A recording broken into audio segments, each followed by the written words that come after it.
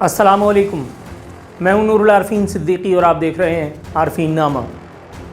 बारहा अपने television programme और अपने वीलॉग्स आरफीन नामा के प्रोग्राम्स न जाने कितनी मरतबा, सही मानों में अगर मुझसे पूछें तो मुझे याद भी नहीं। मैं नबी करीम सल्लल्लाहु अलैहि वसल्लम की हदीस मुबारक आपकी खिदमत में पेश कर चुका हूँ कि जब तुम हया न करो तो फिर जो चाहे करो। इसी कौल मुबारक को एक मरतबा फिर सही साबित कर दिखाया है सो कॉल्ड शाहों ने। हालांकि इनसे बड़े गधा मैंने अपनी ज़िंदगी में नहीं देखे, अल्लाह जानता है और उसका रसूल भी। सिंध हुकूमत ने हातिम ताई की कब्र पर लात मारते हुए अपने चाचे मामों को, अपने चाचड़ों को, खोसों को, चांडियोज़ को और पता नहीं किस किस को नवाजने की एक अनमोल नज़ीर कायम करने का फ़ैसला किया है। और नज़ीर भी ऐसी कि जिसे पढ़ करके, जिसके बारे में सुन करके अगर शर्म व हया आपके अंदर ज़रा सी भी उसकी रमक मौजूद है तो आपकी कनपटियाँ जलने लगेंगी। सिंध हुकूमत ने अपने सूबे में मौजूद भूखे नंगों का मुंह चढ़ाने की गर्ज से एक शानदार फ़ैसला किया है। आपके सामने स्क्रीन पर यह खबर मुंह चढ़ा रही है सिंध हुकूमत और मुराद अली शाह का कि सिंध हुकूमत ने असिस्टेंट कमिश्नर्स के लिए दर्जनों महंगी डबल केबिन गाड़ियां खरीदने का फैसला किया है। यह खबर एक टेलीविज़न चैनल, एक मारूफ एमिनेंट टेलीविज़न चैनल पर चल चुकी है। अब तक सिंध सरकार को इसकी तरदीद करने की नौबत नहीं आई। तरदीद उस बात की होती है कि जिसकी कर सकें आप।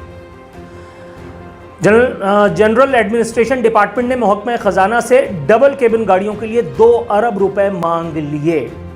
138 गाड़ियां सिंध हुकूमत खरीदना चाहती है, इसे खबर में यह बताया गया है। यहां यह भी दर्ज है कि एक गाड़ी की कीमत 1 करोड़ रुपए से जायद है। इस हवाले से एक मौकर उर्दू जरीदे में शाया होने वाली यह खबर भी देखते जाइए। सिंध हुकूमत का असिस्टेंट कमिश्नर्स के लिए 138 लग्जरी डबल केबिन गाड़ियां खरीदने का फैसला किया। असिस्टेंट कमिश्नर्स के लिए 2 अरब मालियत से लग्जरी डबल केबिन गाड़ियां खरीदने का फैसला किया गया है।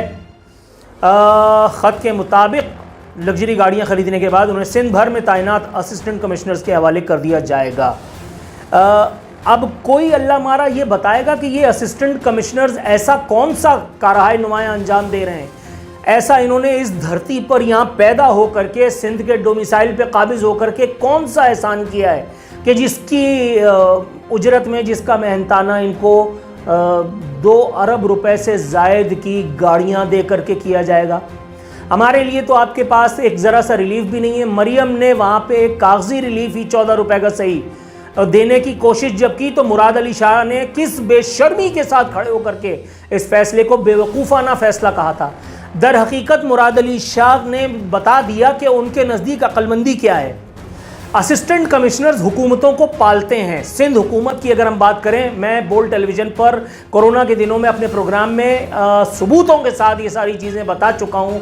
अब मुझे मज़ीद शवाहिद देने की ना हाजत है ना ज़रूरत कि सिंध सरकार इन असिस्टेंट कमिश्नर्स और कमिश्नर्स के ज़रिए बिलावल हाउसेस और अपने CM हाउस के खर्चे निकालती है।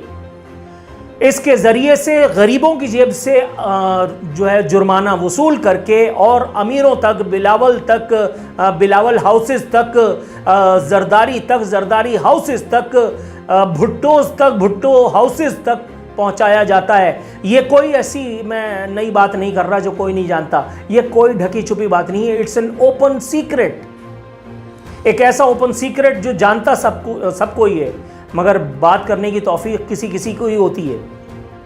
मुराद अली शाह ने अपनी अक्लमंदी के बारे में भी ये बता दिया। उन्होंने ये बता दिया कि तीसरी मरतबा जो वज़ीर आला बने तो वो किस जो है वो मेहनत की पादाश में, इन्वर्टेड कॉमास में बनाए गए हैं। ऐसा नहीं है कि उन्होंने सूबे में जो है वो बेहतरीन गवर्नेंस के दरिया बहा दिए हैं। हालत यह है कि एशियन डेवलपमेंट बैंक तक को ये लोग चूना लगा चुके हैं। जब केस करोगे तो फिर बताऊंगा, मेरे पास डॉक्यूमेंट्स वगैरह भी आ जाएंगे उस दौर में। आज नहीं तो कल तक डॉक्यूमेंट मेरे पास मौजूद होंगे। मैंने जब डॉक्यूमेंट्स देखे तो मेरे तोते उड़ गए। मैंने कहा यार इस कदर फ्रॉड सड़कें बनाने के लिए मुराद अली शाह के पास बजट नहीं है, तरक्याती काम उसको कहा जाता है, और सड़कें भी बनाएंगे तो थूक लगा करके, जो एक बारिश भी नहीं सह सकती। दर हकीकत असिस्टेंट कमिश्नर को नवाजने का मतलब ये है कि ये उनको उकसाएंगे, उनको जो है वो ल्यूर करेंगे टुवर्ड्स सर्विंग भुट्टोज more effectively and efficiently now. यानी यहाँ मोबाइल मार्केट है जहाँ मैं रहता हूँ, यहाँ पे असिस्टेंट कमिश्नर एसडीएम वगैरह ने छापा मारा और छापा मार के और सब सील करके और रवाना हो गए। मैं 2-1 दिन के बाद मेरा जब वहाँ गुजर हुआ तो किसी से मेरी बात हुई, पता ये चला कि भाई उन्होंने इतना रकम मांगी थी मार्केट वालों से, जब उन्होंने देने से इनकार कर दिया, कम से कम वहाँ 100 दुकानें मौजूद थीं, 100 दुकानें, 100 दुकानों के अंदर बाकायदा माल मौजूद था करोड़ों रुपए का।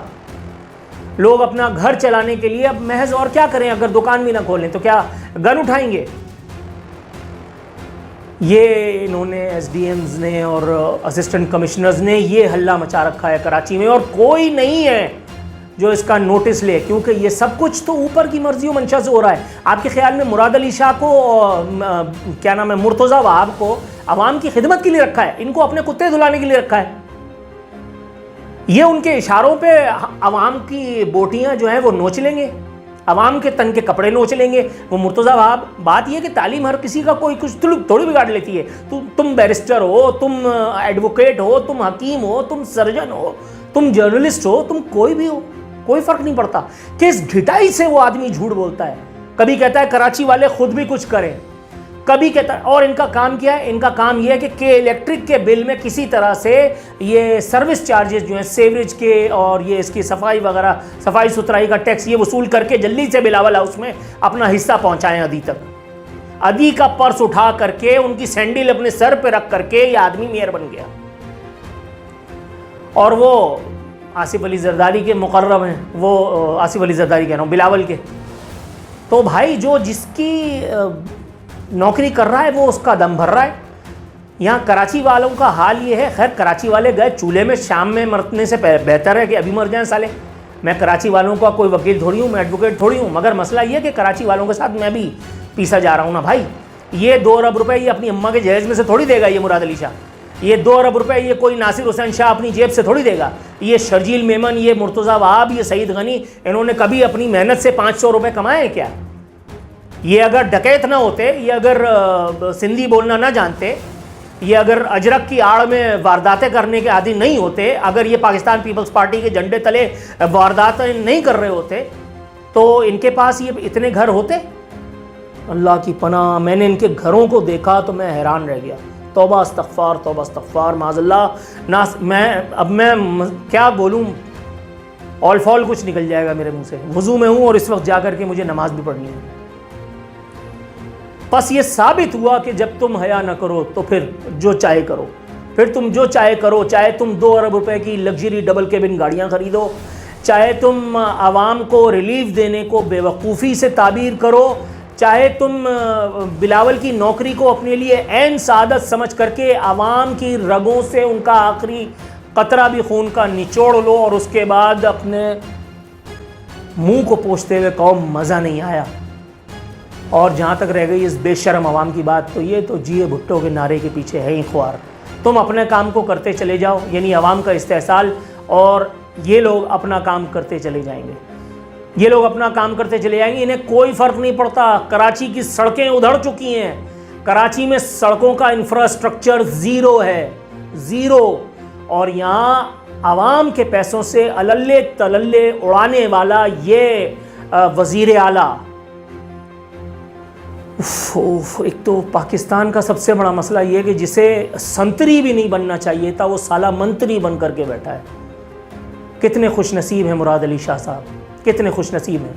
नाम से पहले सैयद लगा लो, नाम के आखिर में शाह लगा लो, मुहर्रम की सबीले लगा लो, रबीउल अव्वल में नातिया कलाम पढ़वा करके वाह वाह वाह करवा लो और अपने आप को सादात में से साबित करवा लो, लेकिन लुक़्मे हलाल की तरफ ना बुलाना, लुक़्मे हलाल की तरफ इन्हें ना बुलाना, इनके मैदे ख़राब हो जाएंगे। जिए भुट्टो, लूटो और फुट्टो।